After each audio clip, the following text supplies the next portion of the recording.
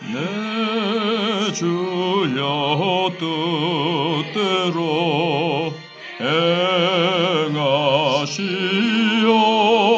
행하시옵소서. 온 몸과 영혼을 다 주께 드리니 이 세상 고락한 주인 노하시고 날 주관하셔서 뜻대로 하소서.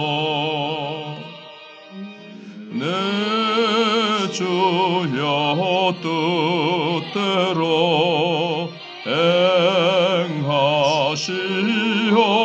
행하시옵소서. 큰 근심 중에도 낙심케 마소서. 주님도 때로는 울기도 하셨네. 날 주관하셔서 뜻대로 하소서. 내 주여 뜻대로 행하시옵소서. 내 모든 일들을 다 주께 맡기고 저 천성 향하여 고요히 가리니 살든지 죽든지 뜻대로 하소서.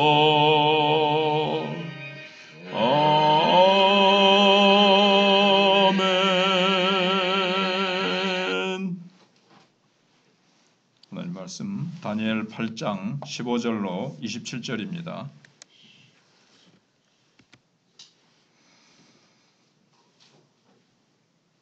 나 다니엘이 이 환상을 보고 그 뜻을 알고자 할 때에 사람 모양 같은 것이 내 앞에 섰고 내가 들은즉 을레강 두 언덕 사이에서 사람의 목소리가 있어 외쳐 이르되 가브리엘아 이 환상을 이 사람에게 깨닫게 하라 하더니 그가 내가 선 곳으로 나왔는데 그가 나올 때에 내가 두려워서 얼굴을 땅에 대고 엎드리매 그가 내게 이르되 인자야 깨달아 알라.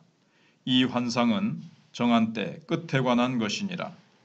그가 내게 말할 때에 내가 얼굴을 땅에 대고 엎드려 깊이 잠들매 그가 나를 오르만져서 일으켜 세우며 이르되 진노하시는 때가 마친 후에 될 일을 내가 네게 알게 하리니 이 환상은 정한 때 끝에 관한 것임이라. 내가 본 바 둣불 가진 수양은 곧 메대와 바사 왕들이요 털이 많은 수염소는 곧 헬라 왕이요 그의 두 눈 사이에 있는 큰 뿔은 곧 그 첫째 왕이요 이 뿔이 꺾이고 그 대신에 네 뿔이 났은즉 그 나라 가운데에서 네 나라가 일어나되 그의 권세만 못하리라. 이 네 나라 마지막 때에 반역자들이 가득할 즈음에 한 왕이 일어나리니 그 얼굴은 뻔뻔하며 속임수에 능하며 그 권세가 강할 것이나 자기의 힘으로 말미암은 것이 아니며 그가 장차 놀랍게 파교 행위를 하고 자의로 행하여 형통하며 강한 자들과 거룩한 백성을 멸하리라. 그가 꾀를 베풀어 제 손으로 속임수를 행하고 마음에 스스로 큰 채하며 또 평화로운 때에 많은 무리를 멸하며 또 스스로 서서 만왕의 왕을 대적할 것이나 그가 사람의 손으로 말미암지 아니하고 깨지리라. 이미 말한 바 주야에 대한 환상은 확실하니 너는 그 환상을 간직하라. 이는 여러 날 후의 일임이라 하더라. 이에 나 다니엘이 지쳐서 여러 날 앓다가 일어나서 왕의 일을 보았느니라. 내가 그 환상으로 말미암아 놀랐고 그 뜻을 깨닫는 사람도 없었느니라. 아멘. 다니엘이 본 환상에 대해서 오늘 이제 가브리엘이 나타나서 그 내용을 해석해 주고 있습니다. 그래서 하나님이 전하시는 미래는 항상 낙관적이지만은 않다는 겁니다. 그래서 우리는 예견하고 준비하고 끝까지 소망해야 한다라는 주제를 가지고 있습니다. 우리가 세상을 볼 때 급변하는 국제 정세 속에서 도대체 세상이 어떻게 돌아가는가 의문을 갖게 됩니다. 러시아와 우크라이나의 전쟁, 그리고 일본이 다시 재무장을 하면서 2차 세계대전을 일으켰던 그 막강한 군사국가 제국주의에 열을 올리고 있습니다. 북한은 북한대로 또 전쟁 무기를 준비하고 이런 움직임들과 내 개인의 삶과는 상관없다고 여기면서 무관심할 수도 있고 아니면 급변하는 세계 정세 속에서 우리나라의 모습을 바라보며 어떻게 될까 두려워할 수도 있습니다. 그러나 둘 다 바람직한 태도는 아닙니다. 우리는 하나님의 백성으로서 이 변화무쌍한 세계 정세에 대해서 어떤 태도를 가져야 하는가 하는 것을 보여줍니다. 먼저 이 8장은 다니엘이 직접 보았던 환상입니다. 그래서 앞에서 우리가 1절로 14절을 우리가 생각해 봤는데 때는 바벨론 마지막 왕인 벨사살 왕 3년에 그러니까는 예수님 오시기 전 550년 전의 일입니다. 1절에 있는 대로요. 여기에는 장차 메시아의 나라가 오기 전에 대제국의 흥망성쇠가 예언되어 있습니다. 그래서 다니엘은 1절로 14절에 그 뜻을 알고자 하지만 알 수가 없었습니다. 15절에. 그래서 하나님의 계시는 궁극적으로 하나님 자신이 알게 해주셔야 알 수가 있는 겁니다. 이때 해석을 위해서 천사 가브리엘이 16절에 등장을 합니다. 그래서 가브리엘은 언제 나타났었습니까? 세례 요한의 출생이나 예수님의 탄생 예언에서 알 수 있듯이 하나님의 계시를 전달하기도 하고 그것을 해석하는 역할을 맡은 자가 가브리엘입니다. 가브리엘이 20절에서 25절에서 다니엘이 받았던 그 환상을 이제 해석을 해줍니다. 두 뿔을 가진 수양은 메대와 바사의 왕들이다. 이렇게 20절에서 얘기해주고 털이 많아 크고 위엄을 자랑하는 수염소는 헬라의 왕입니다. 그중 첫째 왕이라 가장 뛰어난 자라 그랬는데 헬라 제국을 세운 알렉산더 대왕을 가리킵니다. 21절에. 그래서 그 뿔이 꺾였다는 것은 알렉산더가 갑자기 죽지요. 세계를 막 더 이상 정복할 땅이 없어서 울었다 그랬는데 28살에 그만 전염병에 걸려서 열병으로 죽습니다. 이후 헬라 제국은 알렉산더가 죽고 나자 네 나라로 분열이 됩니다. 근데 이제 이 네 왕조는 결코 22절에 있는 대로 알렉산더 시대의 권세와 영화를 회복하지 못합니다. 아무래도 분열이 되어 있으니까 하나로 되어 있을 때보다는 힘이 약하고 서로 뭔가 알력이 있고 서로 갈등하면서 서로 우위를 차지하려고 하다 보니까 이게 이제 그런 힘을 회복할 수가 없는 거죠. 근데 이제 가브리엘의 예언은 23절로 25절에서 보여주는 것 같이 헬라 제국의 말기에 등장하는 한 왕에 초점을 맞추고 있습니다. 그제 말씀드린 대로 어제는 안 했죠. 먼저 말씀드린 대로 시리아 지역에 셀류커스 왕조가 있는데 8번째 왕이 안티오코스 에피파네스 4세입니다. 그가 강력한 군대를 조직해서 주변 나라를 막 정복하고 모든 일에 이제 막 형통하면서 막 삽시간에 다른 나라를 삼키면서 그 세력을 이제 막 뻗어 나갑니다. 근데 특징이 뭔가 하면 성경에 나와 있는 대로 자기 멋대로 행하고 속임수에 능하고 놀랄 정도의 파괴 행위를 하면서 스스로 큰 채 하는 겁니다. 그래서 중요한 것은 이 안티오코스 에피파네스가 하나님의 백성과 관련된 이 패역한 왕의 역할을 하는 겁니다. 거룩한 백성이라고 나오는데 유대인들을 말하죠. 그 당시는 여호와 신앙을 가진 유대인들을 막 멸하는 겁니다. 24절 하반절에 있는 대로 실제로 이 안티오코스 에피파네스는 여러 번 예루살렘과 성전을 짓밟았습니다. 우선 안식일에 군대를 보내서 예루살렘을 공격합니다. 이스라엘 백성들은 안식일에는 안 싸우거든요. 전혀 저항을 하지 않습니다. 그러니까 그걸 알고 와서는 부녀자와 아이들을 막 노예로 잡아가고 도시를 약탈하고 막 불을 질러서 방화를 했습니다. 또 매일 드리는 제사를 금했다 그랬지 않습니까? 그래서 성전문을 닫고 매일 드리는 제사를 금지했습니다.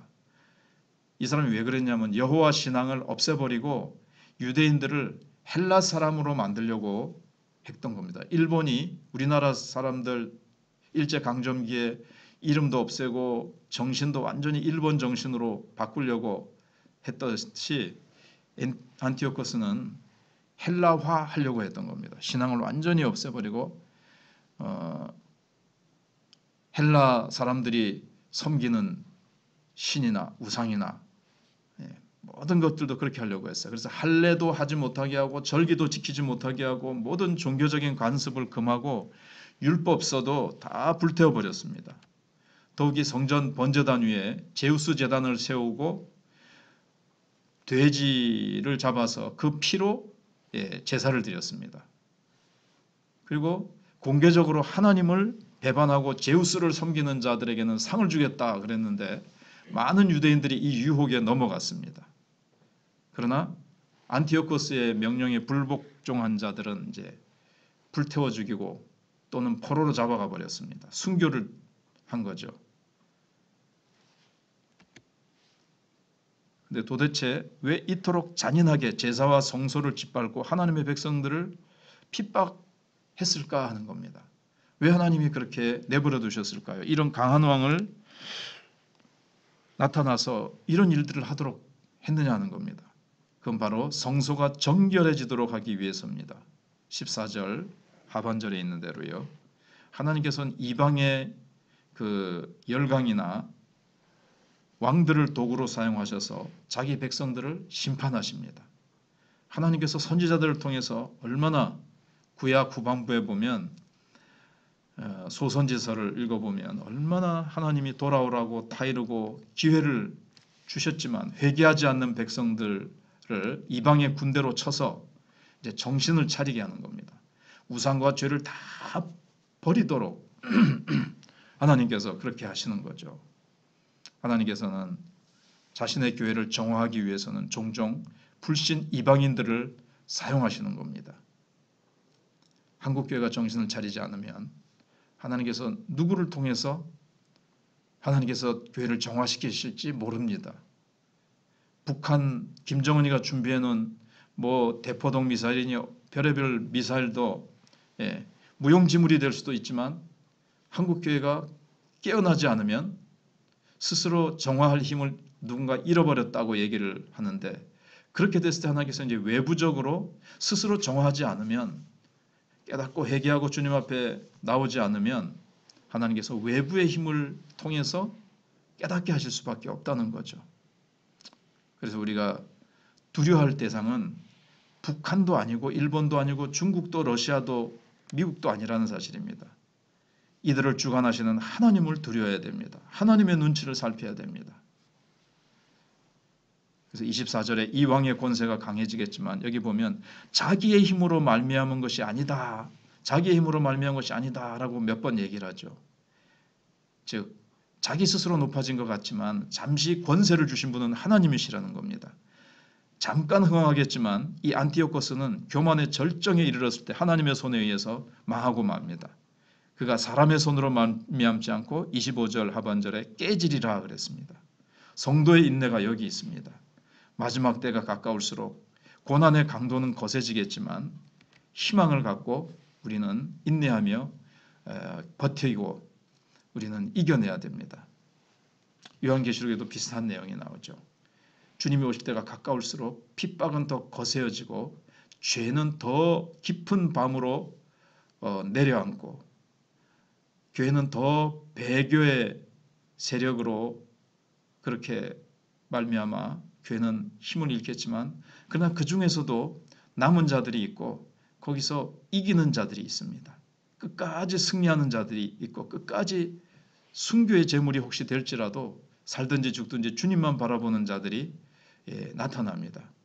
그리고 이 적그리스도는 언젠가는 예수 그리스도께서 나타나셔서 깨뜨려 버리시고 주님이 승리하시기 때문에 이 적그리스도의 세력 앞에서 그 유혹에 넘어가지 않고 우리는 주 예수 그리스도 오실 때에 칭찬과 상급과 면류관을 받을 것을 바라보면서 끝까지 견뎌내야 된다는 거죠. 세상의 나라들은 왔다가 갑니다. 바벨론도 페르시아도 헬라도 로마도 다 지나갑니다. 중국도 러시아도 미국도 다 지나갑니다. 세상 군왕들도 잠시 떵떵거리다가 결국 한 줌의 흙으로 돌아갑니다. 그러나 오직 하나님의 뜻은 영원합니다. 세상 역사가 어떻게 전개될지 우리는 알 수가 없습니다. 하지만 분명히 아는 것은 옛날이나 지금이나 세상 열국들의 역사는 결코 우연이 아니라는 겁니다. 세상 역사는 여기 인간이 만들지 않습니다. 유일한 역사의 주관자는 하나님이십니다.